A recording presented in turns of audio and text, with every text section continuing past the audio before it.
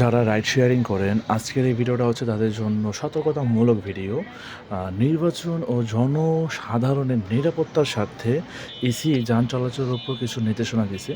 EC হচ্ছে national parliament election বা জাতীয় নির্বাচন ইলেকশন যাদের মাধ্যমে হয়ে থাকে সেই নির্দেশনার মধ্যে কিছু নিষেধাজ্ঞা আছে কিছু যান চলাচলের ক্ষেত্রে। তার মধ্যে মোটর সাইকেল, যেটা আমরা রাইড শেয়ারিং করি, মোটর সাইকেল হচ্ছে 10ই ফেব্রুয়ারি মধ্যরাত 12টা থেকে 13ই ফেব্রুয়ারি মধ্যরাত 12টা পর্যন্ত।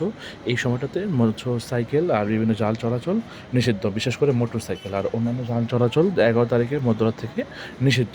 মোটর সাইকেলটা কেন, মোটর সাইকেলের মাধ্যমে অনেক অকারেন্স হয়েছে। আমরা কিছুদিন আগে দেখছি তারেক রহমানের পার্সোনাল গাড়িতে একজন মোটর সাইকেল ড্রাইভার আইসা যে কাগজ ছিটকে দিয়েছে যার জন্য। আর আপনার যদি অনুমতি থাকে, যেমন আপনি সাংবাদিক, ডক্টর অথবা নির্বাচনে কোনো প্রচার প্রচারণা বা কাজে আছেন, ওই ক্ষেত্রে আপনি মোটরসাইকেল নিয়ে বের হতে পারেন। কোন কোন ক্ষেত্রে নির্দেশনা শিথিল থাকবে বা নির্দেশনাগুলো কার্যকর হবে না, ওই ক্ষেত্রগুলো সব কিছু এখানে দেওয়া আছে, আপনারা দেখতে পারেন।